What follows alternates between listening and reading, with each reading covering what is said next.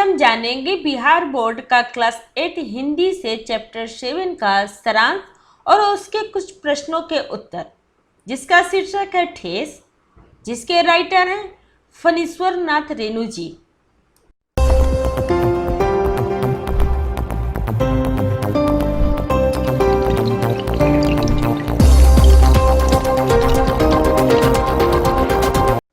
बच्चों, लोकमन के मर्मज्ञ कलाकार लेखक फणीश्वर नाथ रेणु जी की ठेस कहानी में मिथिलांचल की लोक संस्कृति का प्रभावी वर्णन है। यह कहानी कलाकार के मन की विशिष्टताओं का मार्मिक वर्णन करती है।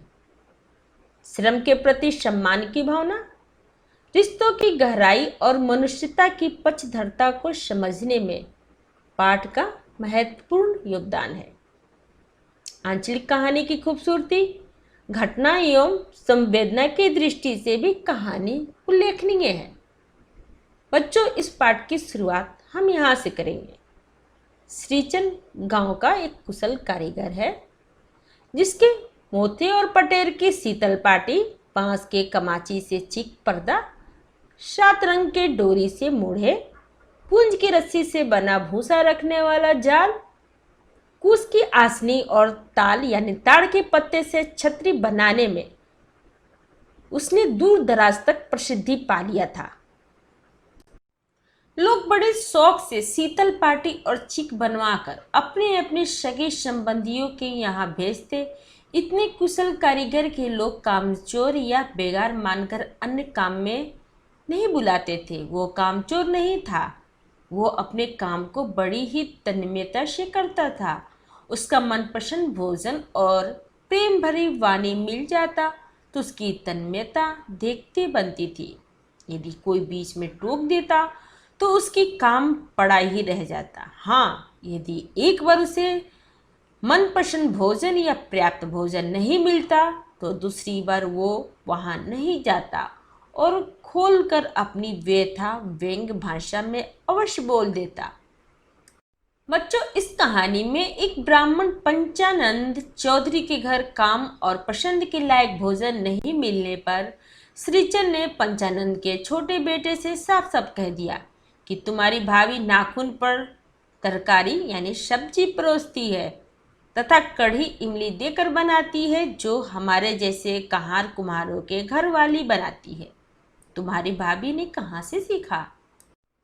रेणु जी की माँ जब कभी श्रीचंद को बुलाने को कहती तो लेखक रेणु जी माँ से पूछते थे कि भोग क्या क्या लगेगा, लेकिन श्रीचंद भोजन से ज्यादा प्रेम भरी वाणी का भी कायल था। लेखक रेणु जी श्रीचंद को बुलाते हैं। उनकी छोटी बहन की विदाई होने वाली है। दामाद जी ने चिट्ठी लिखकर कहा, बर्तन वासन मिले या न मिले, फैशन वाली 3 जोड़ी चिक और पटेर की शीतल पाटी अवश्य होनी चाहिए। श्रीचंद आता है। माँ कहती है कि श्रीचंद, तुम्हें घी का खकोरन और चूड़ा पसंद है, जिसे मैंने व्यवस्था कर रखा है। इस बार असली मोहर छाप वाली धोती भी दूंगी। ऐसा काम करो कि देखने वाले चकित रह जाएं। श्रीचंद अपना काम प्रारंभ करता है। लेखक रेणु जी के मैझली भाभी पर्दे के भीतर से ही बोली, मोहर छाप वाली धोती से बढ़िया काम होता है। ऐसा जानती तो भैया को भी खबर कर देती। श्रीचंद मछली भाभी की बात सुनते ही बोल उठा, मोहर छाप वाली धोती के साथ रेशम का कुर्ता भी देने पर भी ऐसी चीजें नहीं बनती। फिर क्या, श्रीचंद को दूसरे दिन चूड़ा और गुड़ खाने को मिला। श्रीचंद छुआ तक नहीं। यह देखकर लेखक रेणु जी कहते हैं, आज सिर्फ चूड़ा गुड़। लेखक की माँ ने मछली भाभी से बूंदिया देने को कहती है तो मछली भाभी थोड़ी सी बूंदिया उसके सूप में डाल देती है, जिसे देखकर श्रीचंद बोल उठा, मछली बहुरानी, क्या अपने मैके से आई हुई मिठाई भी इसी तरह खोल कर देती हो? ये सुनते ही मछली भाभी कमरे में जाकर रोने लगती हैं। इस पर लेखक की चाची ने भी श्रीचंद से कहा कि किसी के नैयर ससुराल की बातें नहीं करनी चाहिए और चेतावनी भी दी कि आगे ऐसा नहीं हो। तभी लेखक की माँ आकर कही, श्रीचंद, अपने काम में लगे रहो, किसी से बदकट्टी करने से क्या फायदा। इसी पर मानू यानी लेखक की छोटी बहन जो पान लगा रही थी, एक पान श्रीचंद को देते हुए कही, श्रीचंद दादा, 5 लोग 5 रंग की बात बोलेंगे, कान मत दो। फिर क्या, श्रीचंद मुस्कुराते हुए पान मुंह में रख लिया। चाची श्रीचंद को पान खाते देख अचरज में पड़ गई। श्रीचंद ने चाची को अवाक देख बोल उठा, चाची जरा अपना वाला गमकौआ जर्दा तो खिलाना, बहुत दिन हो गए। ये सुनते ही चाची उसे खरी खोटी सुनाते हुए कहा, चटोर, मुँह झौसा, वेलगाम, सिलहीन इत्यादि कह दी तथा चाची ये भी कही कि पैसा खर्च करने पर सैकड़ों चिक मिल जाएंगे इत्यादि। बस क्या था, मानो श्रीचंद को ठेस लग गई। वो काम बंद करते हुए अपना औजार समेटा और काम छोड़ चला गया। कहानी का श्रीचंद को मनाने जाते हैं, लेकिन श्रीचंद नहीं आया। वो साफ साफ कह दिया, बबुआ जी अब नहीं, मोहर वाली धोती लेकर क्या करूँगा, कौन पहनेगा। शीतल पाटे जिस पर वो बैठा है उसकी स्वर्गीय पत्नी के हाथ का बना है, उसे छुपकर वो कसम खाता है ये काम अब नहीं करूँगा। श्रीचंद में बड़ी ही आत्मीयता थी। इसका उदाहरण तब मिलता है जब मानू की विदाई हो गई, स्टेशन पर गाड़ी खुलने वाली है, तभी श्रीचंद दौड़ता हुआ आया, पीठ पर एक गट्ठर लिए हाँफते हुए गेट खोलने को कहता है, मानू दीदी को एक बार देख लूं। यह कहते हुए श्रीचंद गट्ठर खोलकर कहता है, दीदी यह हमारे तरफ से शीतल पाटी, चिक और कुश की आसनी है। मानू मोहर छाप वाली धोती के दाम देना चाहती है, लेकिन श्रीचंद जीभ को दांत तले डालकर हाथ जोड़ लेता है तथा रुपया नहीं लेता है। फिर क्या, गाड़ी खुल गई। मानू रोने लगी। जब उसके गट्ठर को खोल देखा गया तो उसके कारीगरी और उसके प्रति अमानवीय व्यवहार से लेखक रेणु जी हतप्रभ मतलब आश्चर्यचकित जैसे हो गए। बच्चों, अब इस चैप्टर के कुछ प्रश्नों के उत्तर जान लेते हैं। तो पहला प्रश्न है, गांव के किसान श्रीचंद को क्या समझते थे? तो इसका आंसर है, गांव के किसान श्रीचंद को कामचोर, बेकार का आदमी, धीरे धीरे काम करने वाला, नाप तोल कर काम करने वाला, मुफ्त में मजदूरी पाने वाला समझते थे। सेकंड प्रश्न है, इस कहानी में आए हुए विभिन्न पात्रों के नाम लिखे। तो इसका आंसर है, इस कहानी में नायक श्रीचंद के साथ साथ रेणु जी यानी लेखक रेणु जी की माँ, रेणु जी की चाची, मछली भाभी, मानू दीदी इत्यादि पात्र हैं। अब थर्ड प्रश्न है, श्रीचंद को पान का बीड़ा किसने दिया था? तो आंसर है, मानू दीदी ने। फोर्थ प्रश्न है कि कहानी के किन किन प्रसंगों से ऐसा प्रतीत होता है कि श्रीचंद अपने काम को ज्यादा तरजीह देता था, उल्लेख कीजिए। तो इसका आंसर है, कहानी के अनेक प्रसंगों से प्रतीत होता है कि श्रीचंद अपने काम को ज्यादा तरजीह देता था।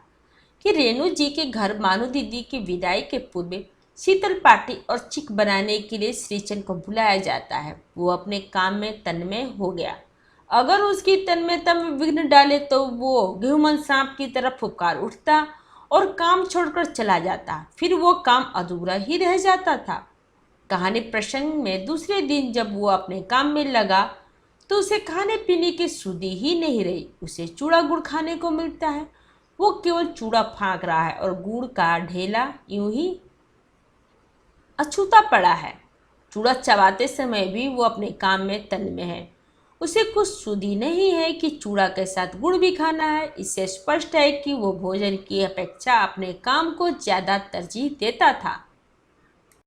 7 प्रश्न है, इस कहानी में कौन सा पात्र आपको सबसे अच्छा लगा और क्यों? तो इसका आंसर है, इस कहानी में हमें सबसे अच्छा पात्र श्रीचंद लगा, क्योंकि श्रीचंद मानवीय गुण से भरा है। वो जिस काम को करता है प्रेम से करता है। उसकी कारीगरी के कायल दूर दूर के गांव के लोग थे।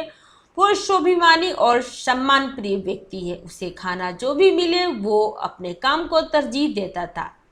किसी की जली कटी बातें सुनकर या अपने कारीगरी के प्रति आरोपों को सुनकर वो काम छोड़ देता। जिस काम को छोड़ देता वो काम अधूरा ही रह जाता। कहानी के अंत में श्रीचंद की आत्मीय गुण चरम पर दिखता है। जब मानू विदाई होकर स्टेशन पर गाड़ी में सवार है, गाड़ी खुलने के समय में श्रीचंद दौड़ता हाँफता गट्ठर मानो दीदी को देते हुए कहता है कि दीदी, यह हमारे तरफ से शीतल पार्टी चीक और कुश की आसनी है। 6 प्रश्न है, आपकी दृष्टि में श्रीचंद द्वारा चीक एवं शीतल पार्टी स्टेशन पर मानू को देना कहाँ तक उचित था? तो इसका आंसर है, श्रीचंद के द्वारा स्टेशन पर मानू को विदाई के समय शीतल पार्टी चीक आदि उपहार देना ही उचित था। यदि वो घर पर जाता उपहार देने तो कहानी में श्रीचंद के आत्मीय गुण में कमी आ जाती, फिर उसे तो गांव वालों से ठेस लग चुका था।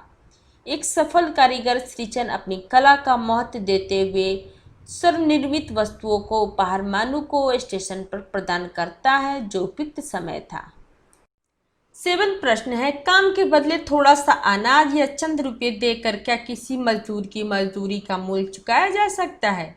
इस संबंध में अपना मत व्यक्त कीजिए। तो इसका आंसर है, मजदूरों की मजदूरी के बदले थोड़ा अनाज या चंद रुपये देकर उसके मजदूरी का मूल्य नहीं चुकाया जा सकता है, क्योंकि किसी मजदूर या कारीगर की कला अमूल्य होती है।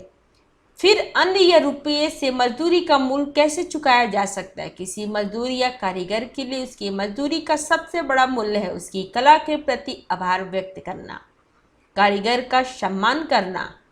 प्रश्न 8 है, इस कहानी के अंत किए गए अंत से अलग और क्या हो सकता है, सोचकर लिखिए। तो इसका आंसर है, किसी कहानी का अंत किए गए अंत से अलग हो सकता है, लेकिन ठेस शीर्षक कहानी का अंत चरमोत्कर्ष पर जाकर हुआ है, क्योंकि श्रीचंद जो अपनी कारीगरी को पुनः नहीं करने का शपथ लेता है, वही श्रीचंद मानू दीदी के घर से विदा हो जाने पर रास्ते में अपना उपहार शीतल पार्टी चीक और कुश का आसनी प्रदान कर आत्मीयता का अनोखा परिचय देता है, जबकि कहानीकार कहानी का अंत वहीं कर सकता था जहां वो शपथ लेता है कि मैं पुनः यह काम नहीं करूंगा। कहानीकार समझ जाता है कि एक कलाकार को ठेस लगा है, शीर्षक के आधार पर वही कहानी का अंत किया जा सकता था।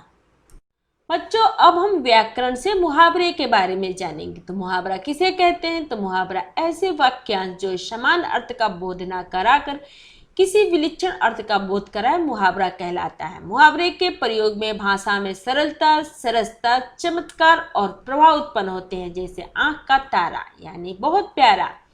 इससे वाक्य बनता है, नमन अपने माता पिता की आंखों का तारा है।